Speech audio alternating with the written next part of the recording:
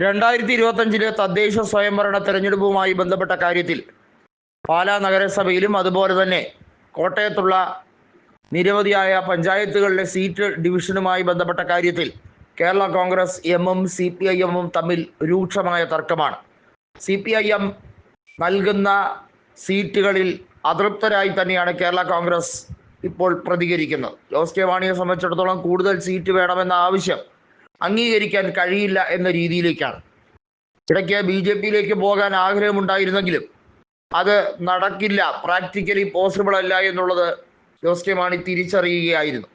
റോഷി അഗസ്റ്റിനെ എല്ലാ രീതിയിലും ആധിപത്യം ഉറപ്പിക്കാൻ ഒരു സാഹചര്യം വിട്ടുകൊടുക്കേണ്ട കാര്യമില്ല എന്ന് ജോസ് കെ മാണി മനസ്സിലാക്കിയത്, പ്രത്യേകിച്ചും പാർട്ടി പിളരാൻ പോകുന്നു എന്ന് മനസ്സിലാക്കിയതോടെയാണ്. കാരണം റോഷി ആ പാർട്ടിയെ പിളർത്തിയെടുത്താൽ ഔദ്യോഗിക ഘടകം റോഷിയുടെ കൂടെയായിരിക്കും. കാരണം റോഷി പിന്നെ UDF-ലേക്കായിരിക്കും ചേക്കേറുന്നത്. നിലവിലെ രാഷ്ട്രീയ സാഹചര്യത്തിൽ UDF-ലേക്ക് പോകാൻ ജോസ് കെ മാണിക്ക് വലിയ താല്പര്യമുണ്ട്. കോൺഗ്രസിൻ്റെ നേതാവും UDF-ന്റെ കൺവീനറുമായി അടൂർ പ്രകാശ് പറഞ്ഞിരിക്കുന്നത് ജോസ് കെ മാണിയെയും കൂട്ടരെയും UDF-ലേക്ക് എത്തിക്കാൻ വേണ്ടിയുള്ള പരമാവധിയായ ശ്രമങ്ങൾ നടത്തുന്നു എന്നതാണ്. അങ്ങനെ വന്നാൽ UDF-ൽ അത് നഷ്ടം മാത്രമായിരിക്കും ഉണ്ടാക്കുക. കാരണം UDF-ൽ കോൺഗ്രസ് ഒരിക്കലും ജോസ് കെ മാണിക്കോ ജോസ് കെ മാണിയുടെ പാർട്ടിയിലെ പ്രതിനിധികൾക്കോ വേണ്ടി കൃത്യമായി നിസ്വാർത്ഥമായി പ്രവർത്തിക്കില്ല എന്നുള്ളത് 100 തരമാണ്. അത്രയേറെ കോൺഗ്രസിനെയും UDF-നെയും വഞ്ചിച്ചവരാണ് ജോസ് കെ മാണിയും കൂട്ടരെ. അവരെ UDF-ലേക്ക് ചിലപ്പോൾ നേതാക്കന്മാർ പറഞ്ഞെടുക്കുമായിരിക്കാം. പക്ഷേ അതൊന്നും പ്രാദേശിക കോൺഗ്രസ് പ്രവർത്തകർക്ക്, പ്രത്യേകിച്ച് കോട്ടയത്തും ഇടുക്കിയിലുമുള്ള കോൺഗ്രസ് പ്രവർത്തകർക്ക് ആവേശം പകരുന്ന വാർത്തയായിരിക്കില്ല. അത് ഉറപ്പാണ്.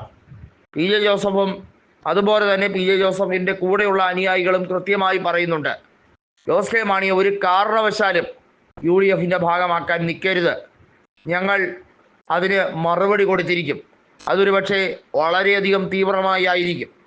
ജോസ് കെ മാണിയെ സംബന്ധിച്ചിടത്തോളം ഇടതുപക്ഷവുമായി നിന്ന് എല്ലാ രീതിയിലും നാണം കെടാനാണ് അദ്ദേഹത്തിൻ്റെ വിധി.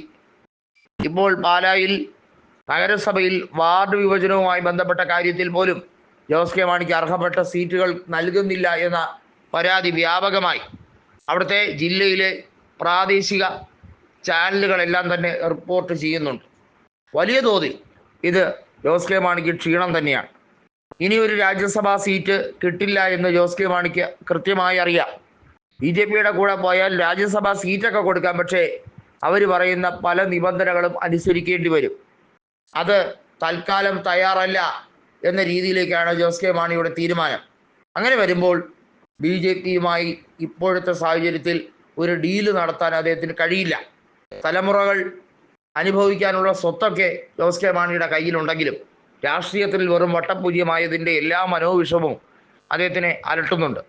15,000 കോടിയിൽ പരം ആസ്തി അദ്ദേഹത്തിന് കുടുംബസ്വത്തായി ഉണ്ട് എന്നാണ് നേരത്തെ റിപ്പോർട്ടുകൾ വന്നത്.